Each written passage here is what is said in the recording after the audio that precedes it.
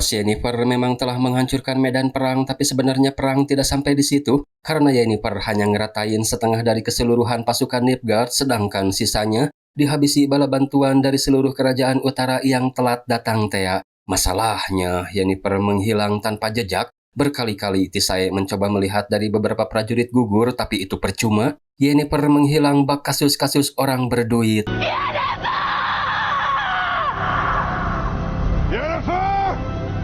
Geralt juga sampai ke sana mencari Yennefer, di mana Putri Ciri berkata dia pernah melihat ini. Tissaia yang sedang celingak-celinguk dihampiri Geralt, sepertinya mereka sudah saling mengenal. Bertanya apakah keadilan di negeri ini masih hidup membuat Tissaia diam 1000 bahasa. Yennefer yang menghilang tanpa jejak dianggap sudah mati. Hal itu membuat Geralt sangat terpukul. Ia pun pergi dari sana menuju ke Kaer Morhen karena cuma di sana tempat yang paling aman untuk melindungi Putri Ciri.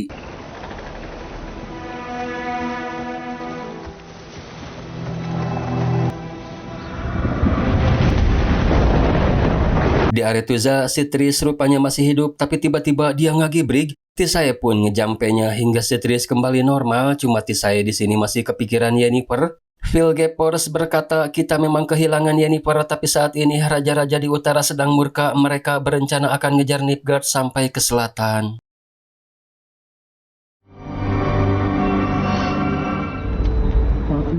Yennefer masih hidup, tapi dia jadi tawanan Nilfgaard, gengs. Cuma kita kembalikan dulu ke si Geralt. Setelah sehari semalam berjalan, Geralt menemukan seekor bagong yang tercabik. Lantas ia pun mencoba menerawangnya.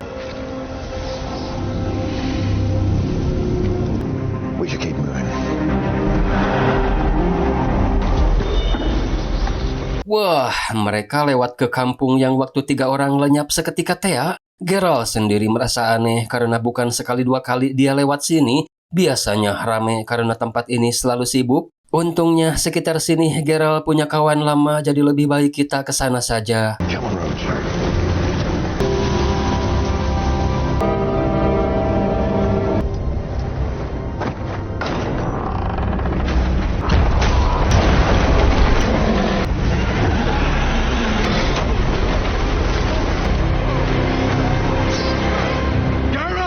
Iya, ternyata dia adalah temannya bernama Nivellen. Lama tidak bertemu membuat pangling. Geralt katanya sedikit berubah sejak terakhir kali melihatnya. Apalagi si Nivellen yang kini malah jadi manusia bagong, tapi dia akan menceritakan semuanya asalkan pisaunya diturunkan dulu. Nivellen ini orangnya sangat ceria dan bisa mengeluarkan benda apa saja termasuk bathtub yang diminta Putri Ciri, katanya haredang. Selagi dia mandi, mereka berdua pergi ke ruang makan, tapi kita kembalikan lagi ke Putri Ciri. Rupanya ada yang ngintip dia mandi dan tiba-tiba saja ada gaun terpongkeng di sana. Mungkin ini si Nivellen yang nyiapin dan itu dibenarkan olehnya, lantas dia pun menyiapkan hidangan.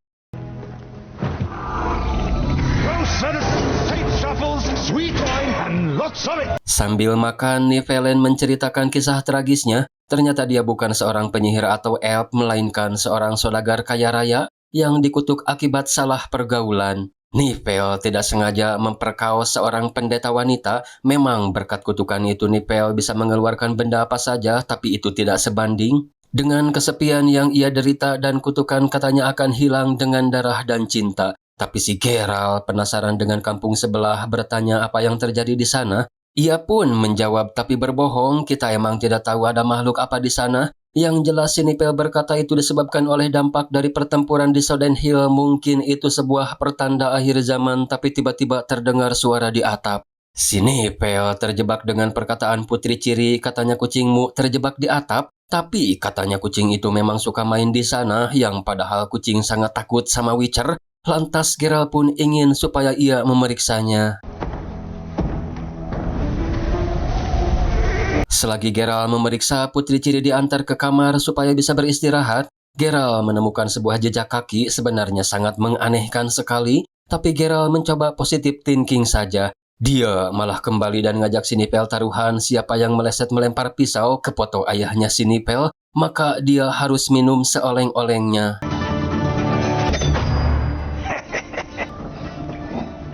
I promised her grandmother before she died.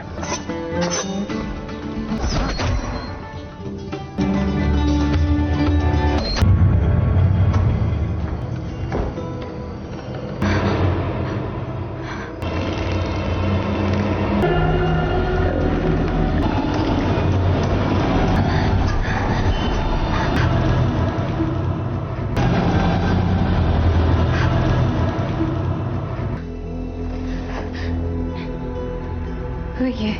Iya, usut punya usut, dia adalah vampire bernama Verena berjenis Bruxa. Datang karena hanya mau ngecek saja karena Putri Ciri sepertinya mimpi buruk. Dan ternyata gaun itu juga si Verena lah yang nyiapin. Why, cena gengs, kenapa dia begitu baik sama Putri Ciri? Malah Putri Ciri diperingati supaya tidak dekat-dekat dengan Witcher karena dia adalah pembunuh segala hal. Putri Ciri tahu itu lalu bertanya apakah kau seorang monster sepertinya Nipelen menyembunyikanmu dari Witcher. Tidak mau percakapan merembet lebih jauh, lantas si Verena pun segera menidurkan kembali Putri Ciri dan pertemuan ini hanya akan menjadi rahasia kita.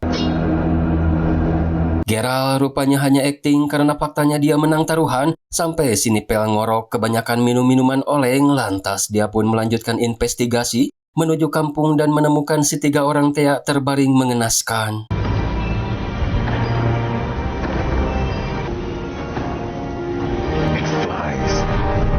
Geralt pun membangunkan Putri Ciri nyuruh dia bersembunyi karena ada Bruxa di sekitaran sini memperingatinya supaya tidak mendekati siapapun termasuk si Geralt. Lantas dia pun seperti biasa jika bertemu monster kuat maka akan minum ramuan terlebih dahulu. What's going on, Geralt?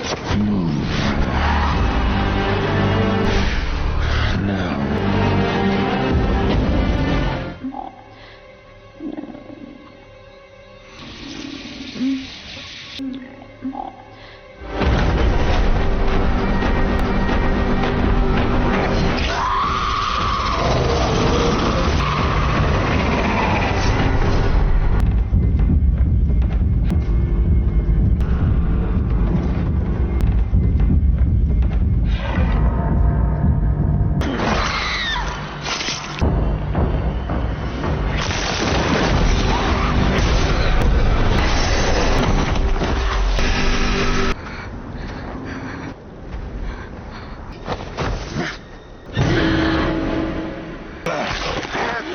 Cirilla! She's the Bruxa! Get back to Roche!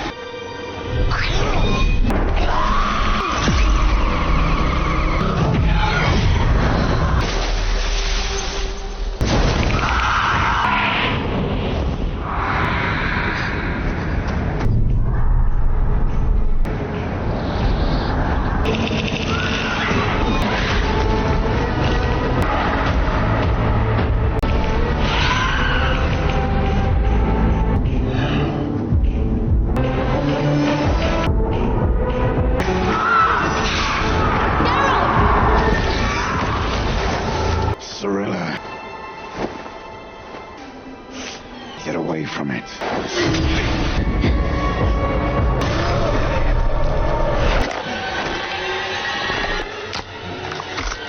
Mine. Sorry. I love you.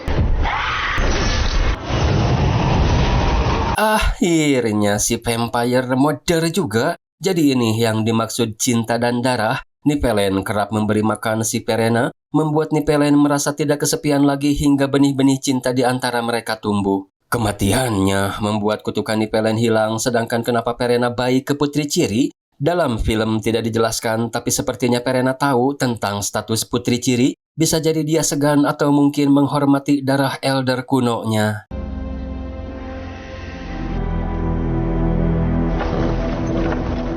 Beralih ke Yennefer, gak tahu apa yang akan dilakukan Pringilla terhadapnya. Yang jelas dia mau membawa Yennefer ke Nilfgaard malam yang semakin poek, mengharuskan mereka untuk beristirahat.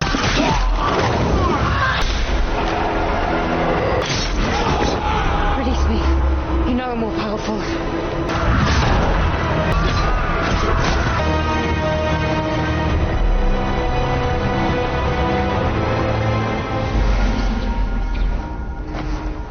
Tapi itu tiba-tiba scene beralih ke mimpi Yennefer. Mimpi itu menggambarkan keinginan terdalam Yennefer, yaitu memiliki keluarga dan anak. Pasangan dalam mimpi itu adalah Geralt karena memang Yenny sesayang itu sama dia. Begitupun sebaliknya, tapi mereka kerap dipisahkan oleh ego masing-masing. Dalam mimpi mereka memiliki seorang anak, namun suatu ketika seseorang misterius berjubah merah menculik anak tersebut. Yennefernya sendiri sadar-sadar mereka berdua sudah berada di dalam sebuah kereta kuda. Ternyata yang nyerang mereka adalah bangsa elf. Kita sudah tahu bagaimana manusia hampir memusnahkan bangsa elf. Tentunya ada campur tangan penyihir juga. Mereka dibawa ke sebuah bangunan kuno yang merupakan simbol kebangkitan elf. Di sana mereka berdua dipertemukan dengan pemimpin elf bernama Francesca. Pringila yang berdalih tidak punya urusan dengan elf seketika dibungkam. Lain dengan Yennefer, dia yang mengaku elf tapi tidak diterima Francesca karena Yennefer tidak pernah menghormati leluhur elf, tidak pernah berjuang untuk elf. Bahkan sepertinya kau tidak merasa sedih saat elf diambang kepunahan. You are no elf.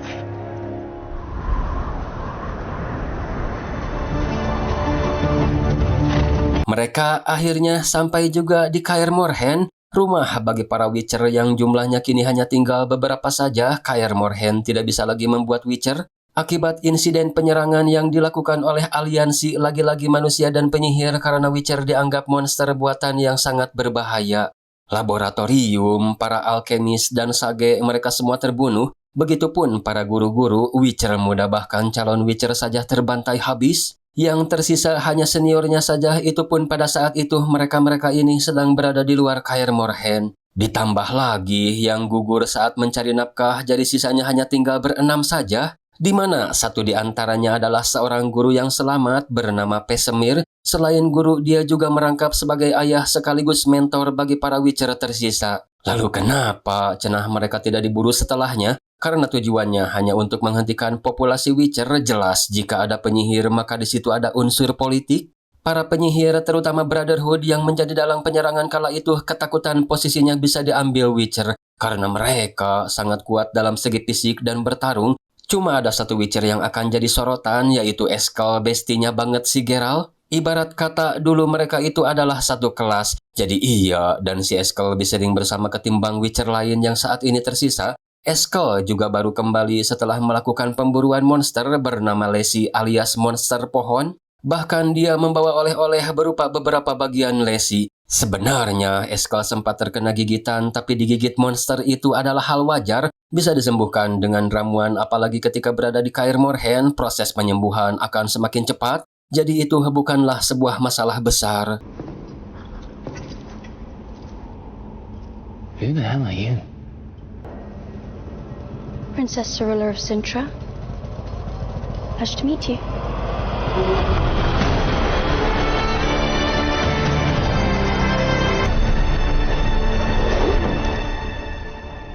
Kembali ke Yennefer, nasib mereka berdua ini di ujung tanduk karena Ratu Francesca sudah mengeluarkan dekret supaya membunuh mereka berdua jika sudah tidak diperlukan lagi. Cuma Yennefer di sini masih kepikiran dengan mimpi anehnya yang ternyata Pringila juga bermimpi aneh, bedanya orang misterius yang mengenakan jubah warnanya hitam. Hal itu semakin membuatnya bingung karena waktu si Pringila pingsan, Yennefer mendengar kalau Ratu Francesca juga memimpikan seseorang berjubah tapi warnanya putih. Lantas, Yennefer mencoba melobi orang kepercayaan Francesca bernama Villa Pandrel menceritakan mimpi. Mungkin ini bukan sebuah kebetulan, sepertinya kamilah kunci dari semua apa yang kalian cari. We found something! So this. Geralt protes terkait pesta dadakan yang ternyata mereka semua ini ditemukan Eskel di kaki gunung. Tapi si Pesemir juga bukan ikut-ikutan gegabah, dia hanya ingin si Eskel supaya cepat pulih. Dan menjamin mereka semua tidak akan bisa mengingat pesta ini juga jalan menuju ke sini. Tapi Geralt tetap tidak terima kalau Kaer Morhen dijadikan tempat maksiat, namun si Eskelnya malah ngadat. Dia pun disuruh beristirahat dan tenangkan dirimu.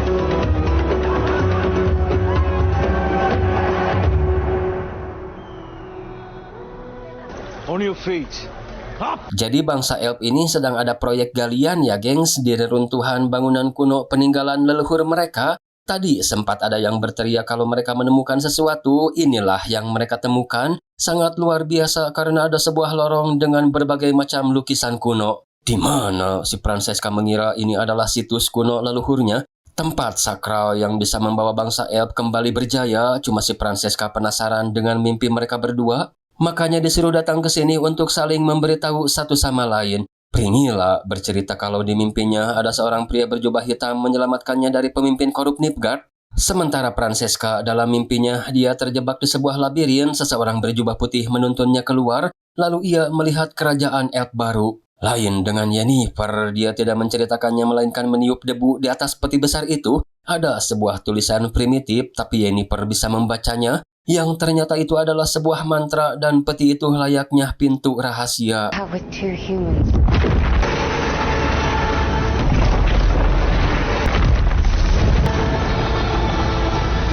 Stand guard until we've returned. She's calling us.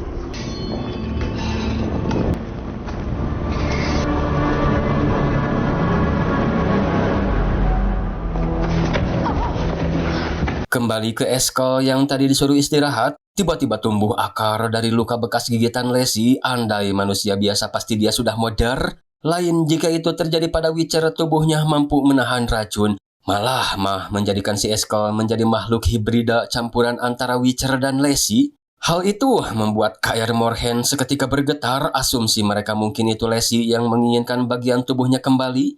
Lantas mereka pun segera bersiap nyuruh supaya mengevakuasi semua orang Geralt dan Vesemir yang akan menghadapinya.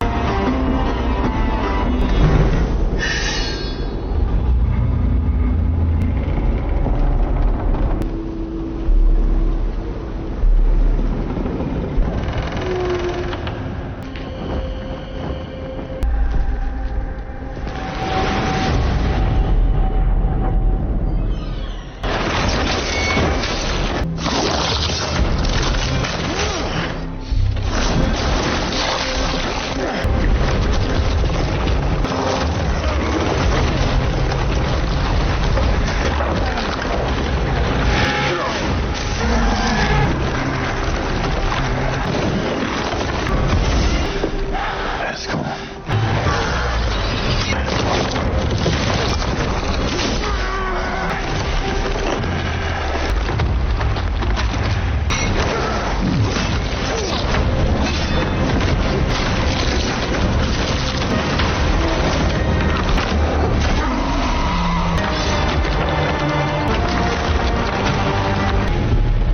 What is this?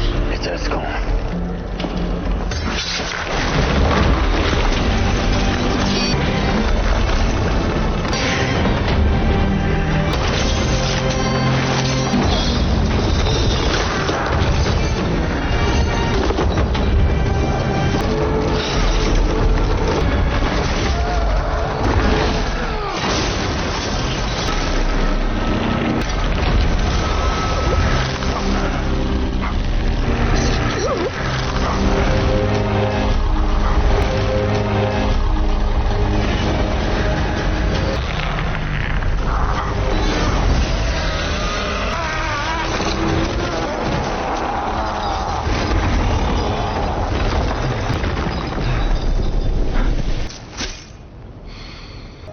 You did what you had to do. Kembali ke Yennefer dalam dunia Witcher, hal semacam ini sangat tidak aneh, namun mereka nggak expect bahwasannya hutan ternyata dihuni oleh rumah Baba Yaga.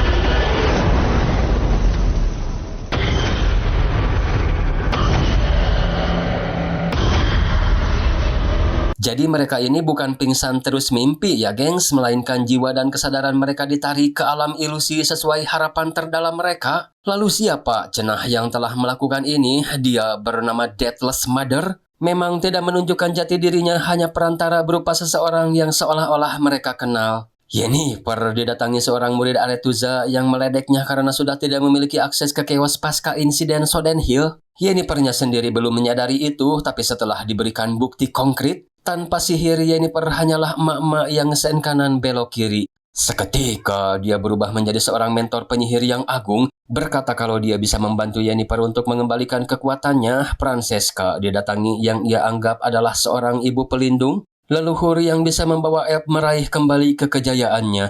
Bahkan dia bisa melihat bayi yang ada dalam kandungan Francesca kalau dia akan lahir dengan selamat dan menjadi simbol kebangkitan Elf. Sedangkan Pringilla dia didatangi oleh Kaisar Nilfgaard yang mengatakan kalau Pringilla dan Nilfgaard memiliki takdir besar, menyokong Pringilla supaya lebih kuat dan berani, jadikan para Elf sebagai sekutumu. Demi kejayaan Nilfgaard, tentunya hal itu juga bisa memperbaiki posisimu di Nilfgaard.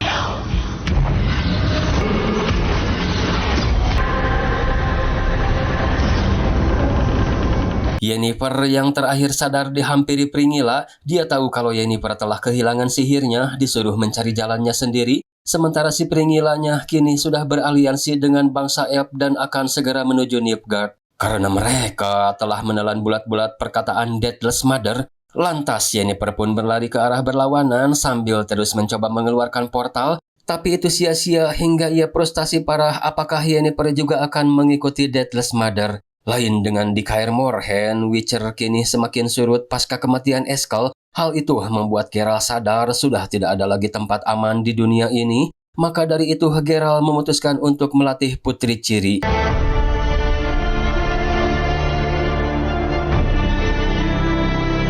Lalu seperti apa cenah gengs kisah mereka setelah ini? Apakah Yennefer akan kembali bertemu Geralt? Kita bahas nanti, oke? Abar-abai.